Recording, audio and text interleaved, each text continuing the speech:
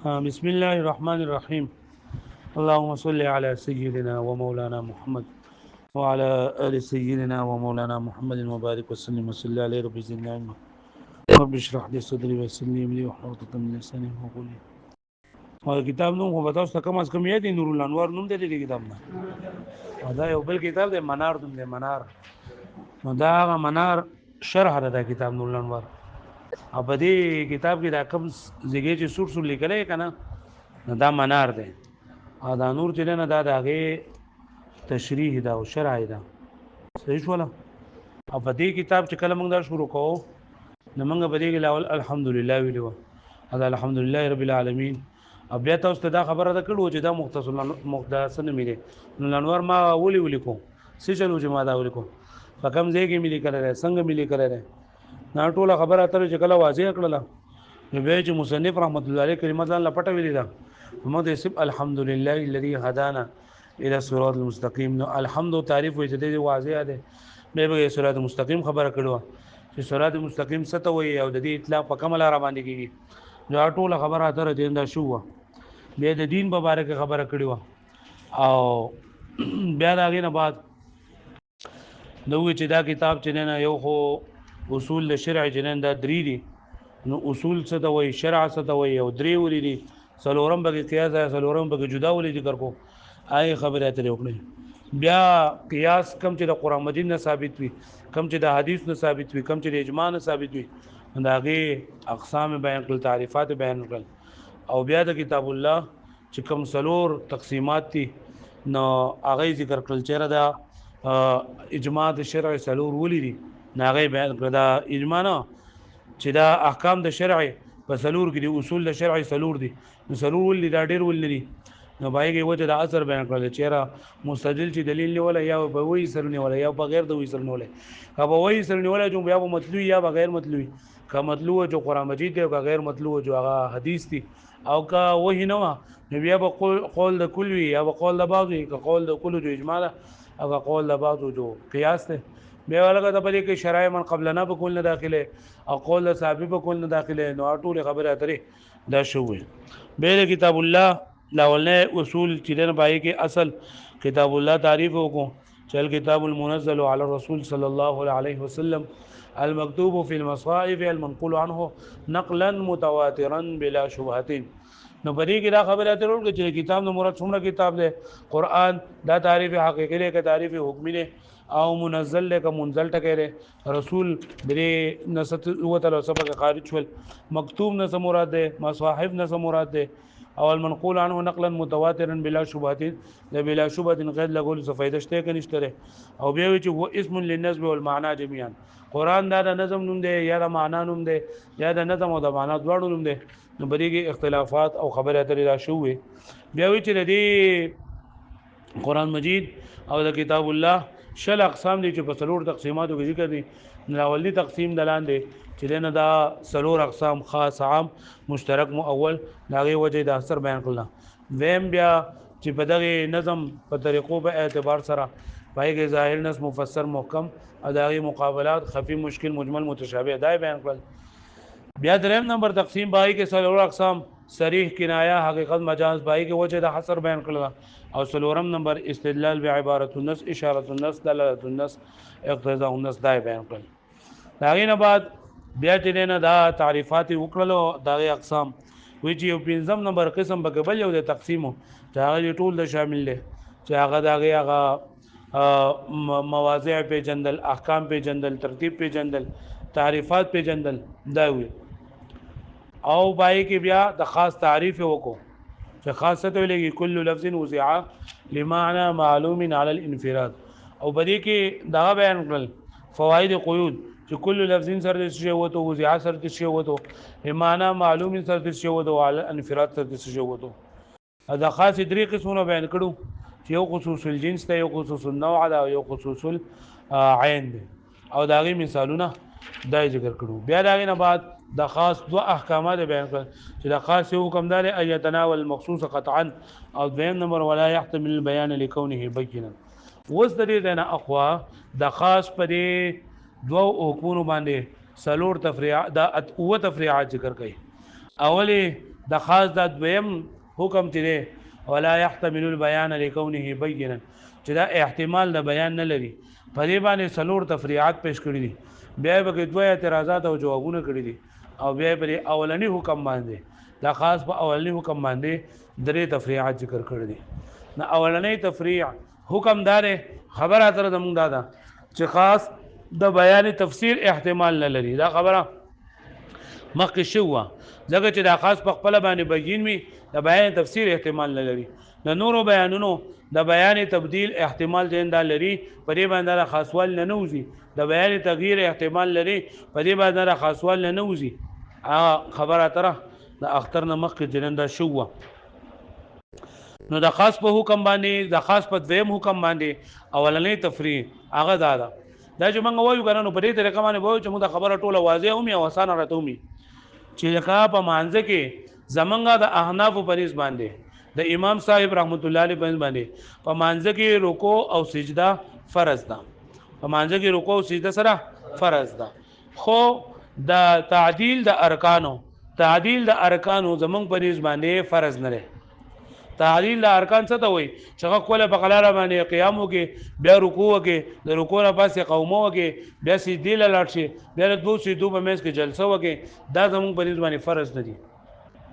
امام ابو یوسف رحمت الله علیه په نسبت باندې او امام شافعی رحمت الله علیه په نسبت باندې څنګه چې رکوع او سجده فرض ده دغه شانتي پدې کې دا اطمینان او پدې باندې دا تسلی او په قلاره باندې موږ ګل تعدیل د ارکان او دا هم فرض ده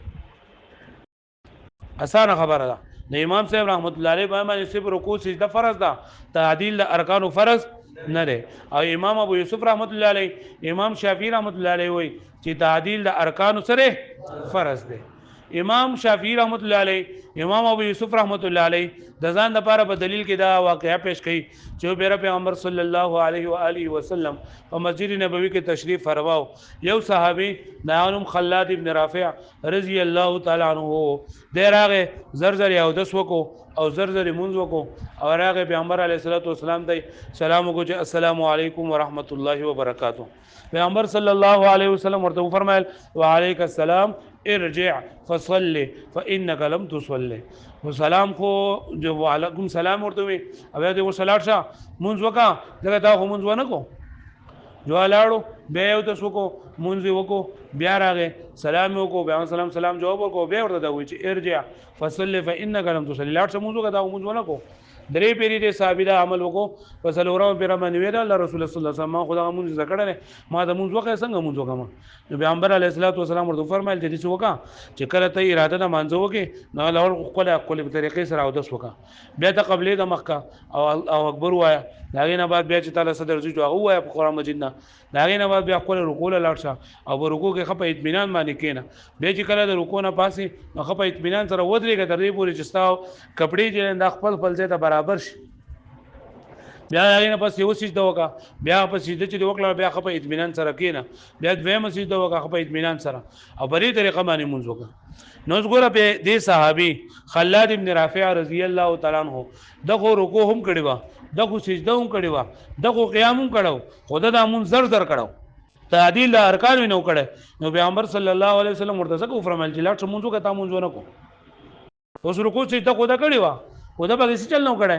تعدیل ارکان نو کړه یعنی مونږ په قلاره نو کړه نو پیغمبر صلی الله علیه وسلم ورته لاټ مونږ وکړه تا مونږ نه کړه نو دغه چې پیغمبر علیه الصلاه والسلام د په تعدیل ارکان نه کولو په جمعنه مونږ په دبان دوباره کو نو دینه دا واضح شولا چې تعدیل د ارکانو دا فرض ده لکه پوه شو به معنی مونږ ورته تعدیل د ارکانو فرض نه نه ولې ځکه په قران مجید کې الله تعالی فرمای ارکعوا واسجدوا یا ایها الذين امنوا ارکعوا واسجدوا اے مؤمنان تاسو رکوع کوئ سجدي کوئ نو رکوع دي د ویل کېږي مطلق ټیټېدل ته رکوع وي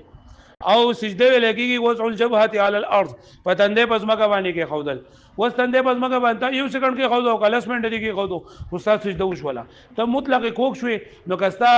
د پندې دي جوخت نیولې او کني زنګونان دي جوخ نیولې او کني نیولې او کستا ملانه غشوي او کني نه غشوي استاد رکوع نه وشولا چې سپټ شوي پوه شو به معنی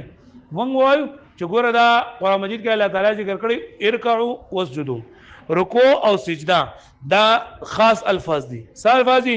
خاص الفاظ دي او خاص د دې یعنی خپل معنا لپاره وځ شوی دي او معنی دا ده چې سجده ولګي وضع الجبهه علی الارض او رکوع ولګي مطلق انحناء ته بس دا خبره ده شو وسی ودی مانته دا وې چې لکه دا سجده په دې کې خپل په قلاره باندې کې ناستل او بیا یې نه لپاسه په قلاره باندې پاسېدل او یا رکوع کول چې تبګه ټیټ شي او استاد عمله او شاته عیسی او سر دا ټول سره برابر شي او دا لاسونه په زنګونانو باندې دا زنګونان په لاسونو باندې جو خوني سي دا په خاص د کتاب الله باندې زیادت ده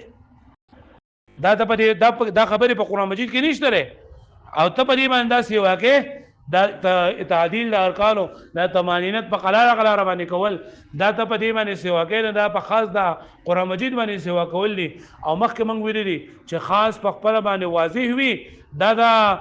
دغه احتمال نه لري دا بیان احتمال نه لري نو دا مجمل کې نه چې دا په خپل باندې واضح دی او کته چیر دا بیان تغییر دی نو بیان تغییر په خبره واحد سره نه کیږي بیان تبديل نسخ بلا په سره نه کیږي ها نو موږ وایو چیر تعدیل د ارکانو دا فرض نه دی او ها حدیث کې راغلی دی نو موږ وایو کوم څه چې په قران سره ثابت دی رکوع او سجده دا فرض دي کدا چې ونه کو جمهور دی کیږي او تعدیل د ارکانو دا واجب دی که تعدیل د ارکانو دی پرې خو دو نو مونږ خو دی کیږي خو مونږ دی ناقص ته پرې کې به سیده ساو بګه کدی ونه کړه به مونږ هغه خبره باندې پوه شوي نو موږ په خاص د کتاب الله باندې زیادت ونه کو ځکه چې په قرآن مجید کې صرف رکوع سیده راغله نو صرف رکوع او سجده فرض ده تمانینت او اطمینان او تعدیل دا به فرض نه دي او په حدیث کې راغلي دي دومره په حدیث کې راغلي چې موږ د دې دا خیال وساتو چې موږ وایو څه شی دی دا به سری واجب دی پرې پوه شوي تاسو پرې باندې پوه شوي اوس وګورئ کتاب ته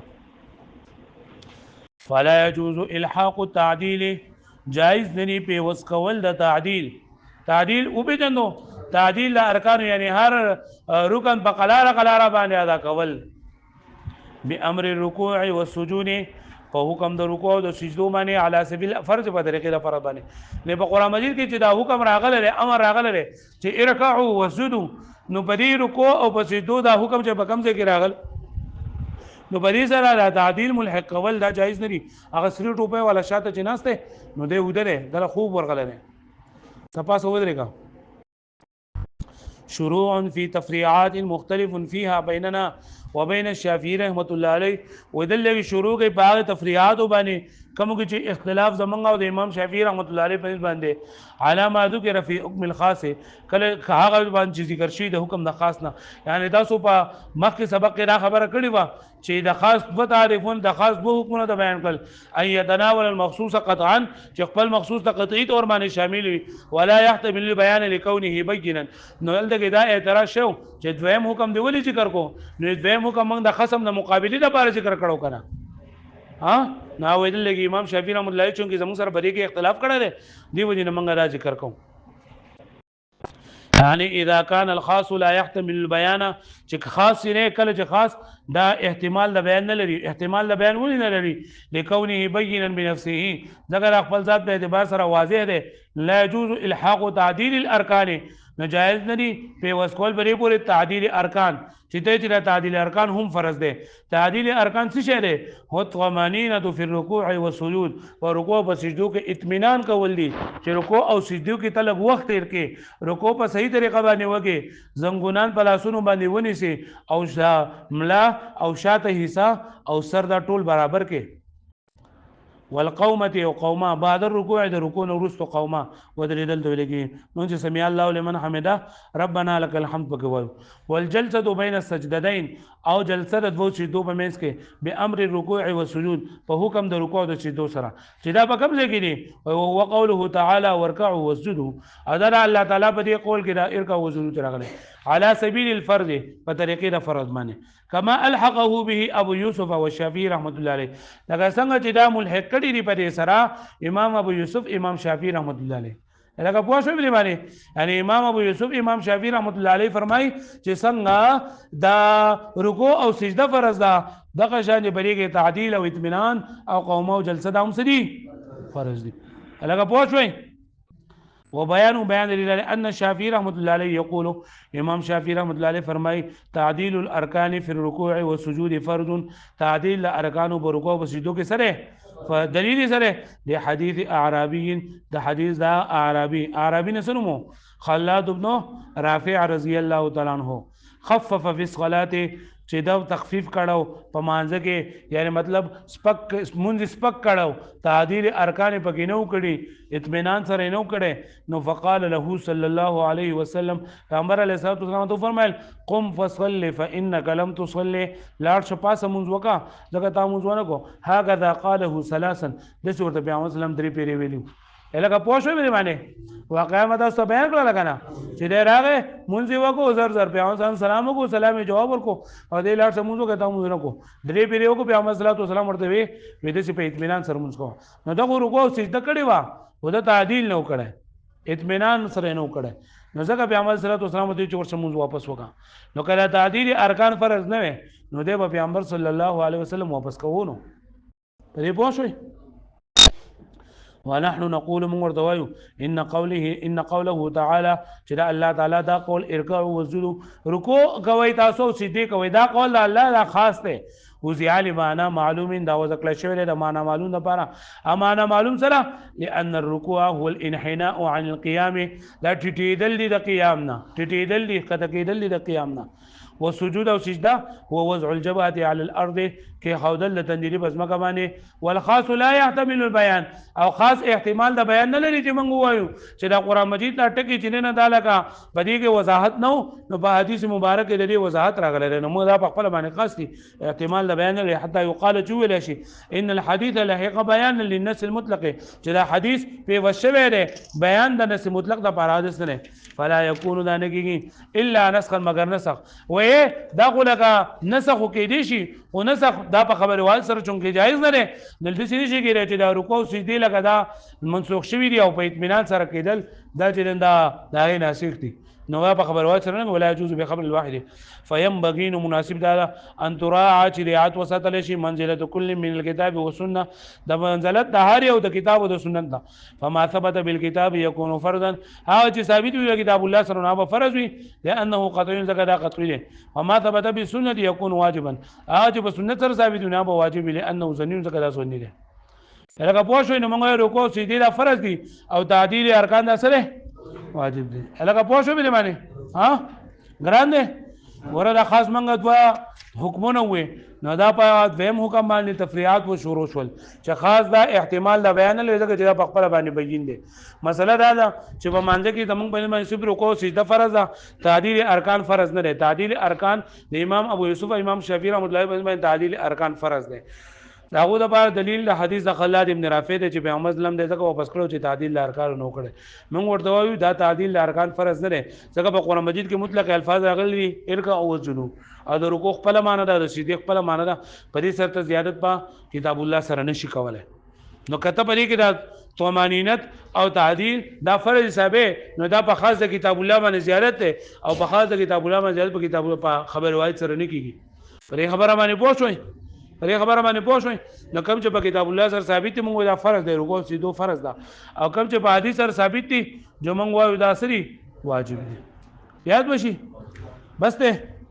او بیا له ولې ورځ نو بیا به چیرې ډېر راته شروع کو نو زه لګ پوره راخه واړو شابه